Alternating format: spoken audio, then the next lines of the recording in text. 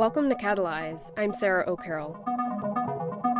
For this episode, we spoke with three Morehead-Cains: Eric Lee, class of 2018, Nicholas Byrne, class of 2019, and Sam Lowe, class of 2020. We caught up with the alumni as they were making their way across the country from a small locality called Smithonia outside of Athens, Georgia, to the San Francisco Bay Area. We have received word since recording this conversation that they made it to the West Coast all in one piece. After a summer quarantining together and collaborating on music and other projects with 7 other Tar Heels, these three decided to continue their adventures by partnering with U-Haul to document their travels on the road. They recorded from outside their Airbnb at about 1,600 miles into the trip. A fair warning that you may hear chickens clucking softly in the background. And now, on to the show.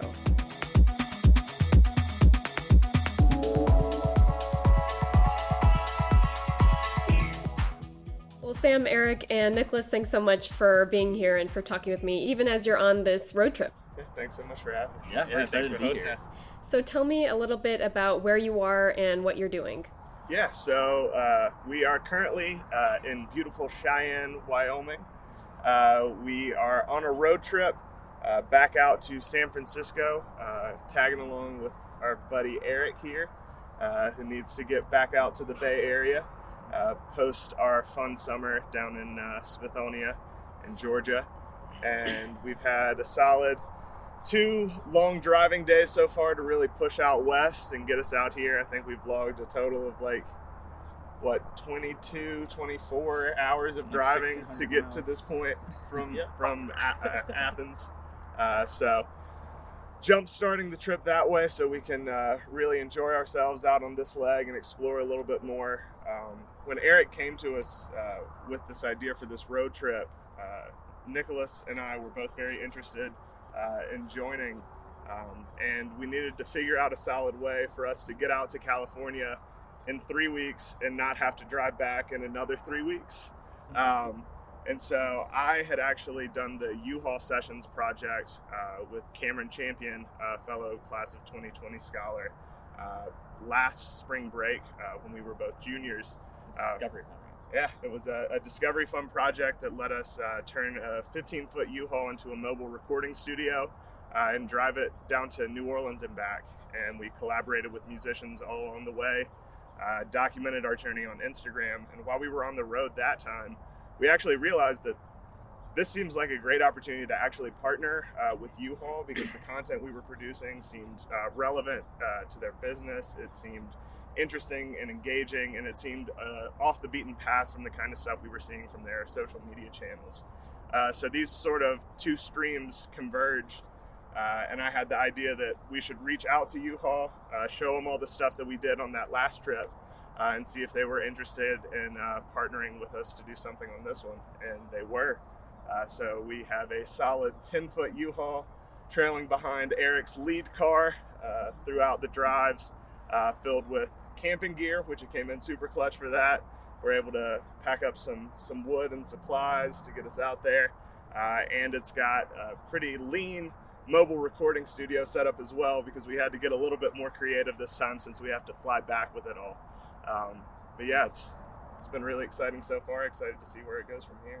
I just imagine that being in a U-Haul, even if you weren't trying to create all these beautiful stories and interesting content, that would be difficult in and of itself. And so how do you manage that from inside the van and producing things and still managing to be healthy and safe? Well, Eric is kind of a professional, near professional at planning road trips. And so having a good plan is certainly necessary. Something we drove 14 hours yesterday.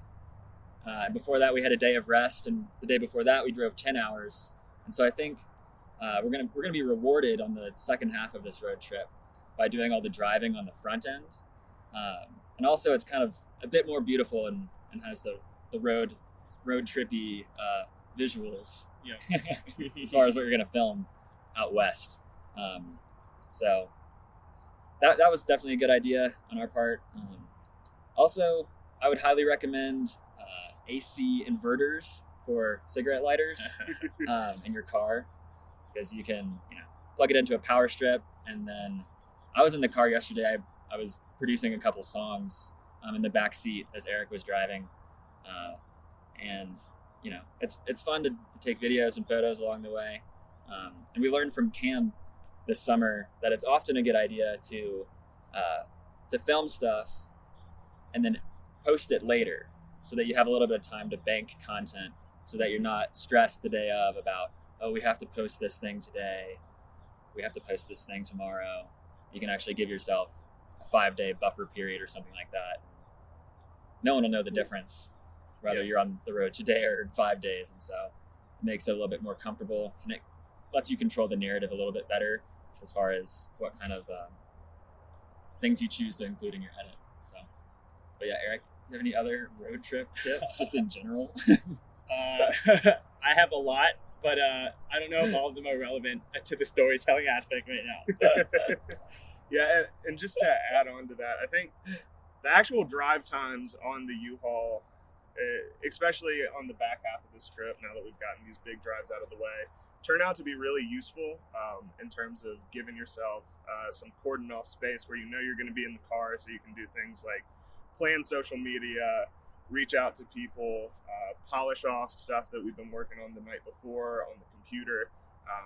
And so the drive itself actually becomes a really valuable tool in the storytelling side of things, because it forces you to strike some sort of balance. Mm-hmm.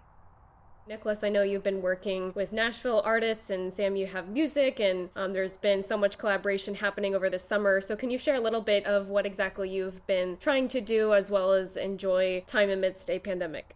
Yeah, so we tried to stay really busy this summer. I think at the beginning of the pandemic, we all realized that we were alone in our bedrooms, and that it would be really wonderful to be together and to figure out a way for that to be possible. And very fortunately, my grandparents have some space out in Colbert, Georgia, right outside of Athens. And there's an old building called a commissary that I've turned into a recording studio since graduating in December.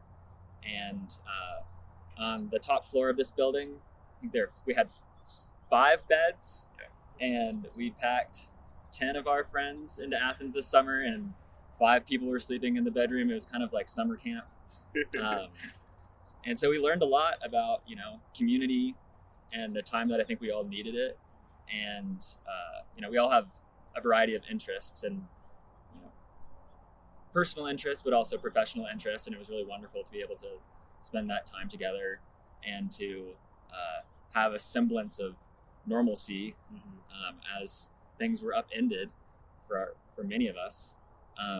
Before the pandemic, I was doing booking a lot of shows and working on stage design and performing. And so for me, it's been a transition to working on more stuff in the studio, which has actually been a blessing. It's what I've wanted to do for a while. And so I've been practicing recording, singing, playing guitar, writing music with Sam and Cam and several of our friends this summer. So it was really wonderful. And also professionally, I was working on some freelance projects. When I was a sophomore, I interned for Universal Music in Nashville, and then since then have been doing freelance video editing for them, for a variety of their artists, basically taking music videos and chopping them up and making advertisements out of them. So I studied advertising at UNC, but then throughout college did a variety of music industry internships. And earlier this year and early in the summer, I was working on Sam Hunt's recent album release and did all the ads, all the social media ads for that project, which was really cool. But yeah, mostly I've actually started to really transition towards focusing on my own work. And that was a really huge thing for me, and why I decided after December not to move to Nashville or move to Los Angeles. I actually moved to Athens to spend time at the farm starting in January. So it was really wonderful to have all these friends come down and visit, because I was planning on going out on tour essentially and playing my own music and booking shows and doing that kind of thing. But yeah, I think we definitely made the best of the situation. Got to hang out with my grandparents a lot, and they loved that. We learned a lot from them. a lot from each other as well. So yeah, really fun. Yeah, I personally got pulled into the Smithonia 10 just through kind of a random off-the-cuff phone call with Nicholas that we had kind of, when was it? Might have been like late April. Yeah. So it was a little bit into the pandemic. Like Nicholas said, we were all kind of cooped up in our rooms, and I think mainly it developed pretty organically. I think there were a lot of folks who were already planning to come to Athens, and some folks who weren't, but when the opportunity arose, it sounded like a really great way to make the best of a weird situation. I was really interested to come out because in San Francisco, I've been pretty involved in the co-living, co-housing community.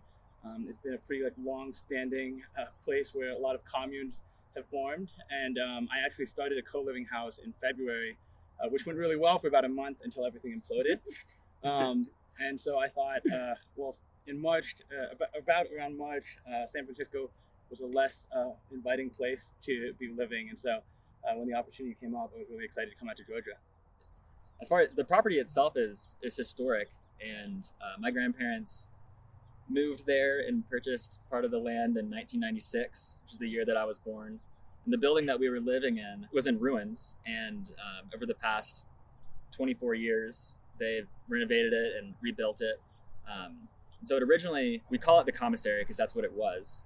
And it was originally part of Jim Monroe Smith's plantation outside of Athens, Georgia, which was a sharecropping plantation and one of the largest in Georgia in the beginning of the 20th century and late 19th century. And so it's certainly a place that makes you think and makes you, I think we all had many moments of reflection this summer about thinking, what does it mean to write music here? Or what does it mean for this group to be here now? And I think a lot about what that place will be in the future. And it's certainly thought-provoking, and this year has been especially interesting to look at that history. But it's very interesting, and my grandparents took a plot of land and built their house and built a lake, and it's really a place that my family has gathered since I've grown up. And it's interesting for me because it's all the trees are the same age as me. And so as they grow, I guess I grow. So, yeah. And I also heard that in addition to working on all of these projects that, Eric, you are the cookmeister. And so I just have a question. If somebody wanted to roast a pig, how would you say to do that? Yeah.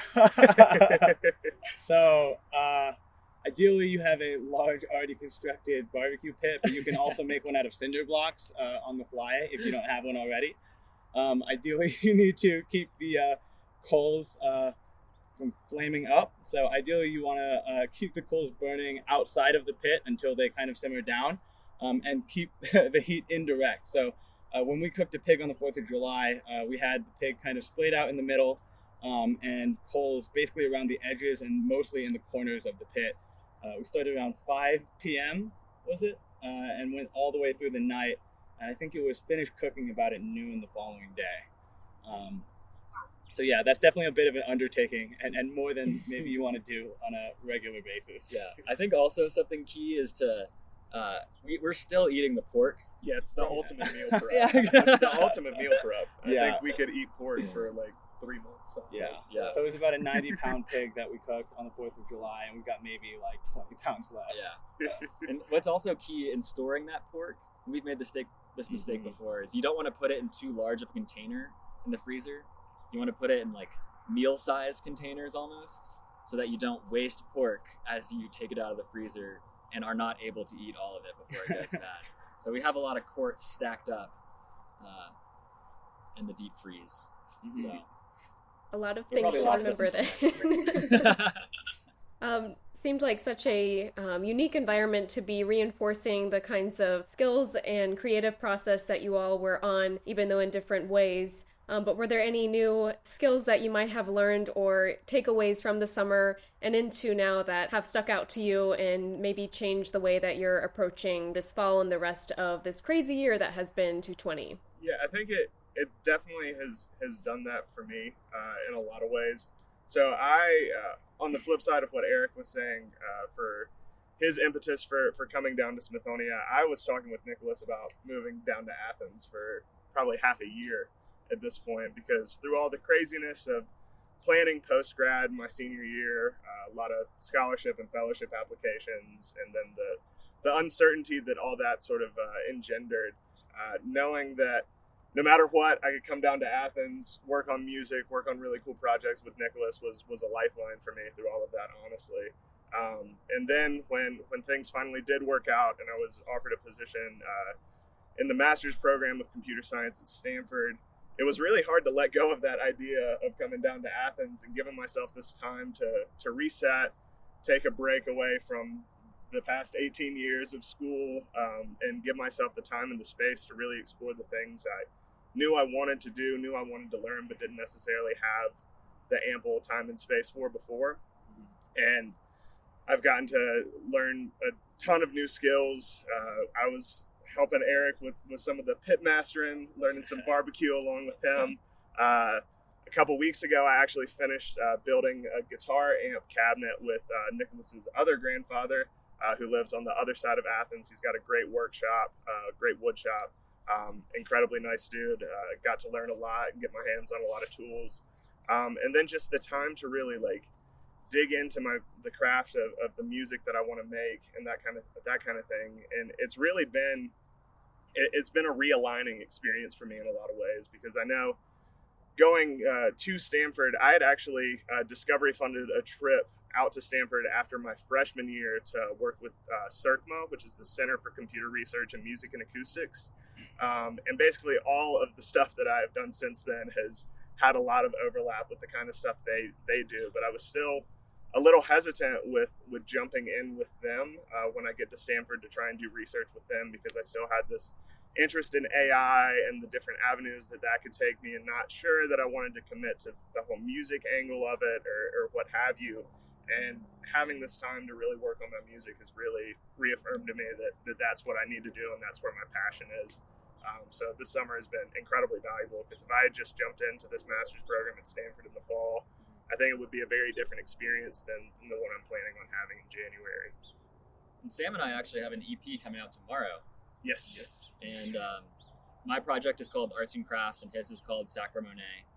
And we have a collaborative EP called Slow Burn, which is coming out tomorrow, which is really fun. Yeah. And so we're working on filming stuff for that project out here, and working on new music as well. I think something that I learned this summer from Eric is to not let a pursuit of perfection get in the way of releasing music. To be specific. I think that's something both of us have run into in the past. Yeah, totally. And I think it's, I'm at the stage where I want to become a better producer and a better musician. And the way to do that is to write and release songs. Yep. And if you're just writing one song over and over again and not releasing it, that does not further that goal. Well, it feels like you might be, because it's probably not going to be the song if it's your first one that you ever put out or make. Definitely. So, yeah, perfection is an arbitrary term that's only relative to where your skill set is, right? Right. So.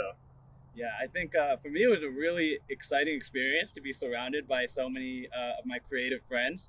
I graduated actually in 2018, so I've actually been living out in San Francisco for coming up on 2 years. I had been when I came out to Georgia, and in that time I'd spent most of my time just kind of establishing and developing sort of a professional skill set and a professional identity, and really had been maybe not neglecting but ignoring sort of my appreciation and desire to be surrounded by and creating, art.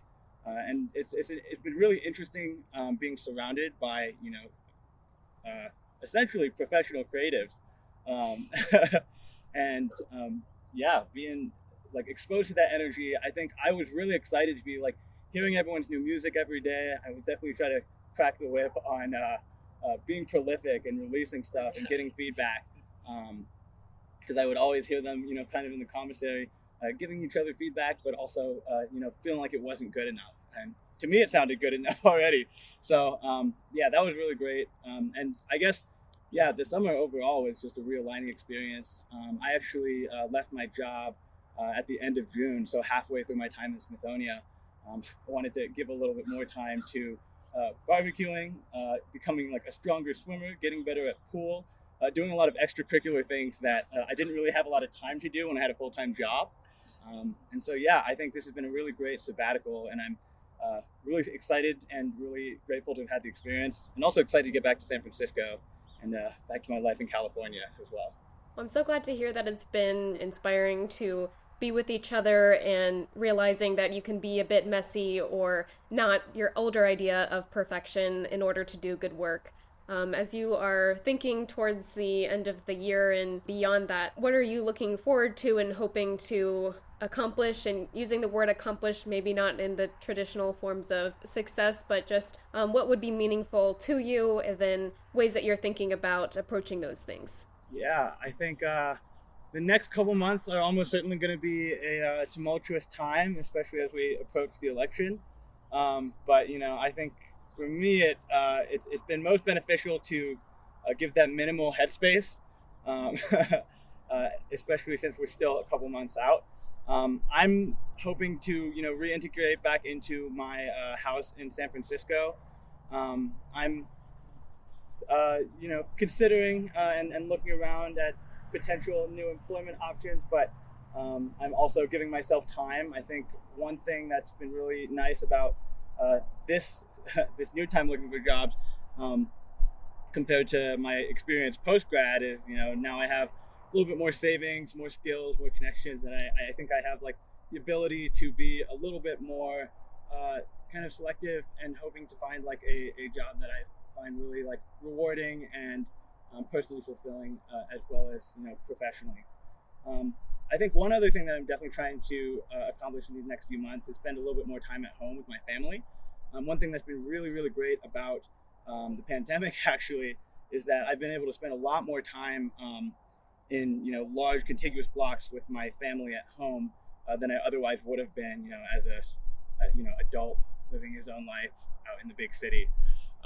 So I've spent a lot of time just sort of hanging out with my parents, spending a month or two at a time with them and trying to develop our relationship and learn a little bit more about them and how they're responding to the current situation, and also kind of their history and how they view the world. And so that's also been a really great project. I'm also really excited about releasing as much music as possible and growing as an artist, and figuring out how to use my voice.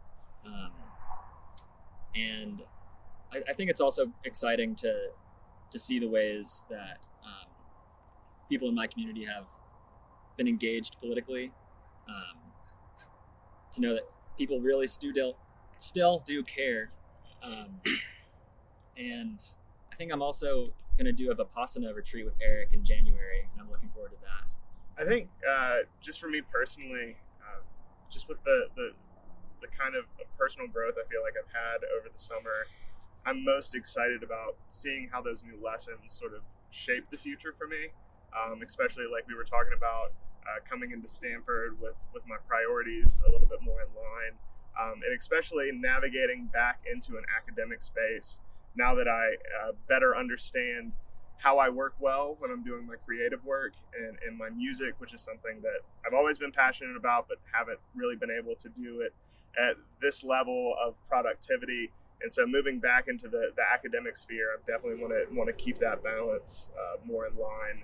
And so that's something I'm really excited about. Well, thank you guys so much for your time, and wishing you guys all the best. Thank you, Sarah. Thanks so much. Yeah. Thank you for listening to Catalyze. I'm Sarah O'Carroll, and that was Eric Lee, Nicholas Byrne, and Sam Lowe. The music for this episode is by Nicholas, and you'll want to check out his and Sam Lowe's latest EP called Slow Burn. You can let us know what you thought of the episode by finding us on Twitter or Instagram at Morehead-Cain, or you can email us at communications@moreheadcain.org. Until next time, stay safe.